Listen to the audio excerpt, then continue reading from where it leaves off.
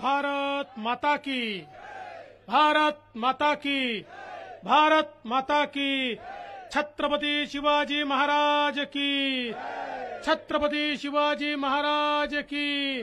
बोल सियापति रामचंद्र की, पवन सुत हनुमान की, उमापति महादेव की। बोलो जी भाई सब संतन की, बोलो भारत माता की। जय श्री राम, जय जय श्री राम। धमतरी में बहुत दम है, आपकी आवाज रायपुर तक पहुंच रही है, महाराष्ट्र तक तो पहुंचेगी ही। मंच पर उपस्थित हमारे बहुत ही जनप्रिय विधायक, वरिष्ठ नेता आदरणीय अजय चंद्राकर जी, हमारे सांसद आदरणीय चुनीलाल साहू जी, हमारे प्रभारी दिलीप जायसवाल जी, हमारे सिहावा के उम्मीदवार श्री श्रावण मरकाम जी, धमतरी से हमारे विधायक और उम्मीदवार बहन रंजना साहू जी, मंच पर उपस्थित जगदीश रोहरा जी, शशि पवार जी, पिंकी शाह, कविंद्र जैन, निरंजन सिन्हा, प्रीतेश गांधी, अरविंदर मुंडी, निर्मल बराड़िया, प्रकाश गोलछा, मंचासीन सभी महानुभाव और उपस्थित सभी बहनों और भाइयों, सबसे पहले मैं बिलई माता, अंगार मोती माता, दंतेश्वरी माता, चंडी माता सभी के चरणों में बहुत बहुत नमन करता हूं, सभी को बहुत बहुत प्रणाम करता हूं।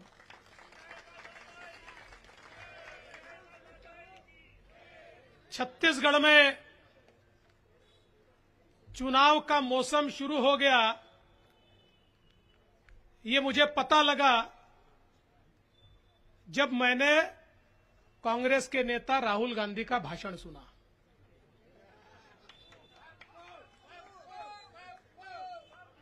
आपने गजनी करके एक पिक्चर देखी होगी, वो गजनी को भूलने की बीमारी होती है, ऐसी ही भूलने की बीमारी हमारे राहुल गांधी जी को और भूपेश बघेल जी को है। ये छत्तीसगढ़ के गजनी है। पिछले चुनाव में जो बोलते हैं 5 साल भूल जाते हैं और मानो बोला ही नहीं ऐसा वापिस वही बोलना शुरू कर देते हैं।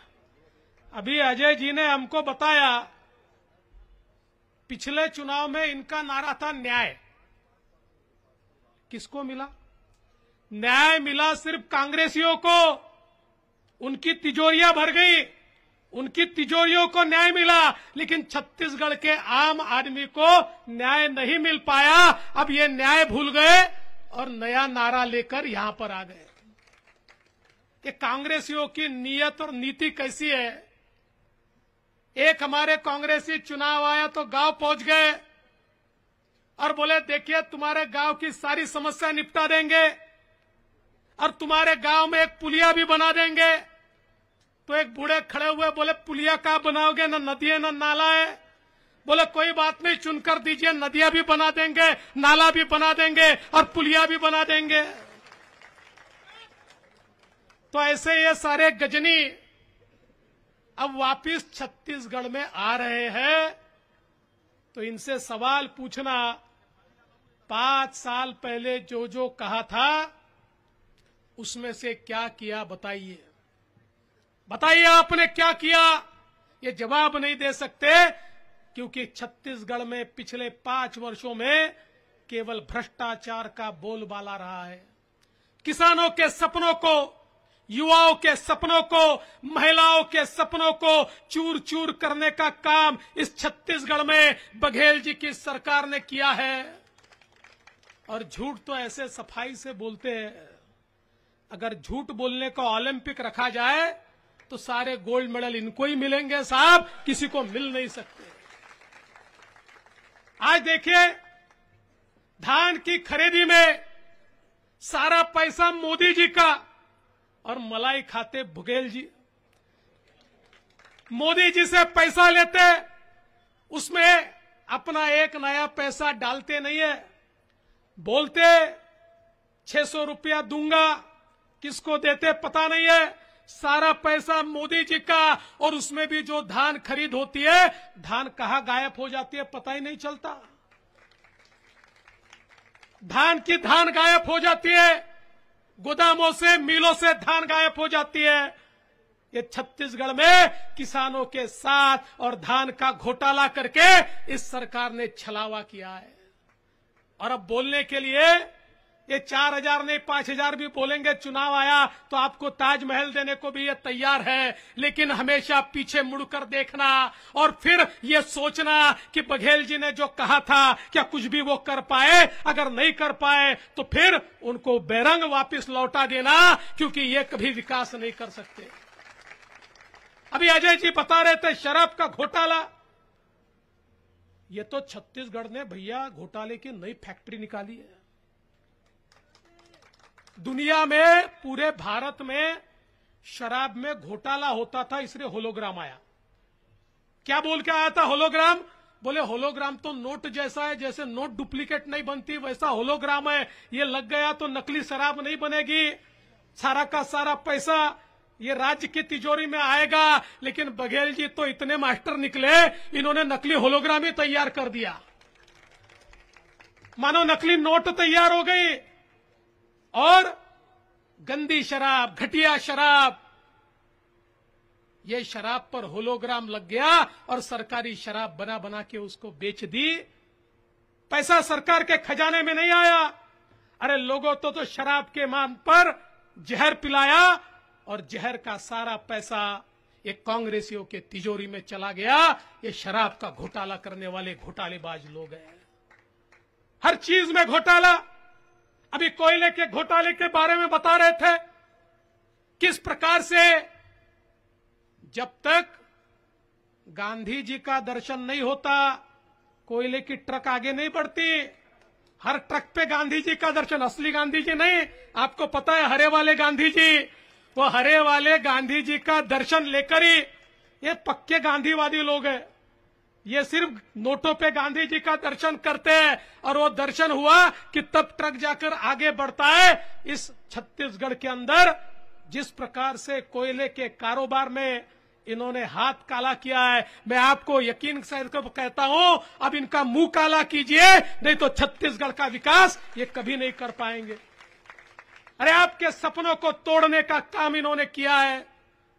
जब कोई बच्चा नौकरी के लिए परीक्षा देता है तो उसके मन में सपने होते हैं, साल साल 2-2 साल तक वो पढ़ता है, ये सोचता है कि मेरी भी नौकरी लगेगी, शादी करूंगा, परिवार बसाऊंगा, मां बाप को मदद करूंगा। लेकिन उसे पता ही नहीं होता कि छत्तीसगढ़ में आप कितना भी पढ़ लो, आप कितना भी लिख लो, छत्तीसगढ़ में तो उसको ही नौकरी लगेगी जिसको बघेल साहब चाहेंगे।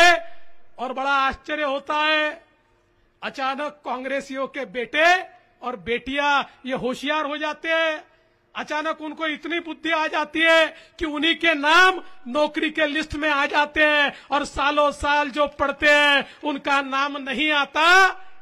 ये हमारे युवाओं के सपनों को तोड़ने का काम बघेल जी आपने किया है। ये जो घोटाला आपने किया है, यहां पर जिन्होंने मेहनत की है उनके सपनों को चूर चूर करने का काम आपने किया है। केवल सिफारिश से नौकरियां लग रही है, केवल यहां पर जिस प्रकार से चीटिंग हो रही है उसके आधार पर यहां पर नौकरियां दी जा रही है। दोस्तों, ये होगा तो हमारी युवा पीढ़ी बर्बाद हो जाएगी। अरे युवाओं को नशे में डुबाकर यहां पर छत्तीसगढ़ को बर्बाद करने का काम चल रहा है। और वहीं आज फिर एक बार छत्तीसगढ़ के आदिवासी इलाकों में नक्सलवाद का सिर ऊंचा हो रहा है। जिस छत्तीसगढ़ को नक्सलवाद से बाहर निकालने का काम भाजपा की सरकार ने किया, पूरे देश में हमारे अमित भाई शाह के नेतृत्व में नक्सलवादियों से लड़ाई चल रही है। लेकिन छत्तीसगढ़ की सरकार तो चुनाव जीतने के लिए भी उनकी मदद लेने की कोशिश कर रही है। दोस्तों, जागना होगा। जो देश को बर्बाद करना चाहते हैं, हमारे आदिवासियों को बर्बाद करना चाहते हैं, ऐसे लोगों के साथ हाथ से हाथ मिलाकर अगर कोई सरकार काम करना चाहती है तो यह सरकार केवल छत्तीसगढ़ के लिए नहीं, यह देश के लिए भी खतरा पैदा कर रही है। इसलिए इस सरकार को यहां से हटाना ही होगा। आज हम लोग देख सकते हैं हमारे देश में जिस प्रकार से मोदी जी की सरकार में हमारे आदिवासियों के लिए योजनाएं चली, जिस प्रकार से आदिवासियों के विकास का विचार हुआ और देश के इतिहास में पहली बार एक हमारी आदिवासी महिला देश की राष्ट्रपति बनी, ये मोदी जी ने करके दिखाया कि आदिवासी सर्वोच्च स्थान पर जाकर बैठे और आज वहां से देश को चला रहे हैं। ये मोदी जी ने करके दिखाया है। दोस्तों, आज जिस प्रकार से हमारे भारत को मोदी जी ने बदलने का काम किया है, एक बदलता हुआ भारत है, एक ऐसा मजबूत भारत तैयार किया और ये मजबूत भारत तैयार करते समय मोदी जी ने गरीब कल्याण का एजेंडा चलाया।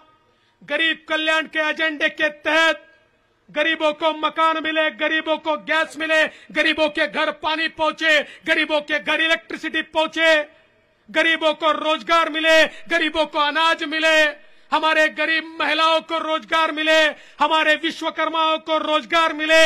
ये सारी चीजें गरीब कल्याण के एजेंडे के तहत हमारे मोदी जी ने इस देश के अंदर लाई और गरीबों का कल्याण करते हुए भी देश आगे बढ़ सकता है। ये मोदी जी ने दिखाया। जो भारत 10वीं अर्थव्यवस्था था, आज दुनिया की 5वीं सबसे बड़ी अर्थव्यवस्था बन गया और आने वाले दिनों में दुनिया की 3री सबसे बड़ी अर्थव्यवस्था हमारा भारत बनेगा। जिन अंग्रेजों ने 150 साल हम पर राज किया, अब उन अंग्रेजों को भी भारत ने पीछे छोड़ दिया। अब भारत उससे भी आगे चला गया।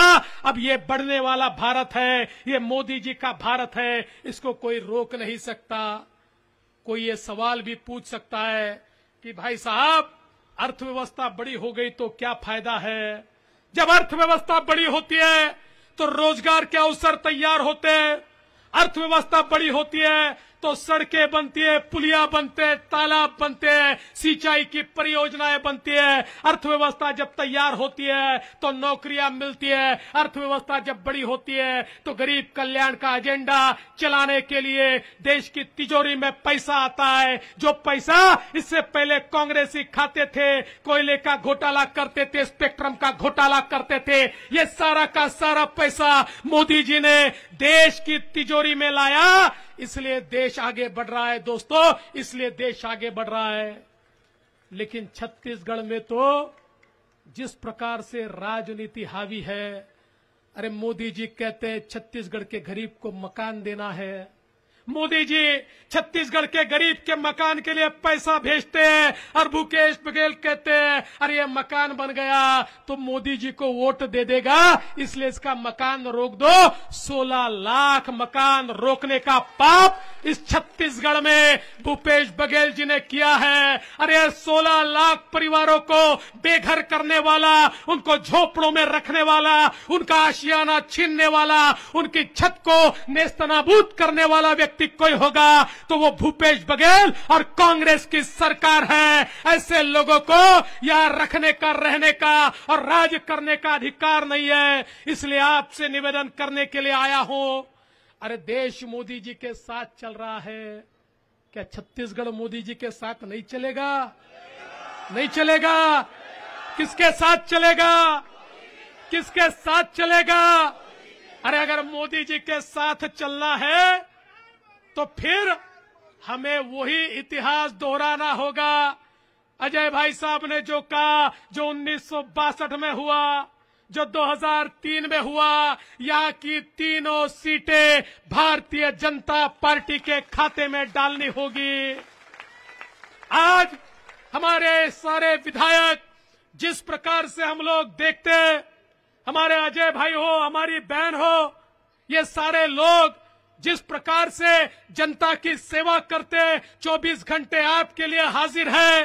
दोस्तों, आपके लिए काम करने वाले लोग चुनकर देना और छत्तीसगढ़ को फिर एक बार मोदी जी के हाथ में, मोदी जी के साथ में देना, यह जिम्मेदारी आपको सौंपकर जाता हूं। बोलिए, करेंगे आप? छत्तीसगढ़ किसके साथ चलेगा? कौन जीतेगा? कौन जीतेगा? कौन जीतेगा? तो बोलिए, भारत माता की, भारत माता की, भारत माता की। धन्यवाद। जय हिंद।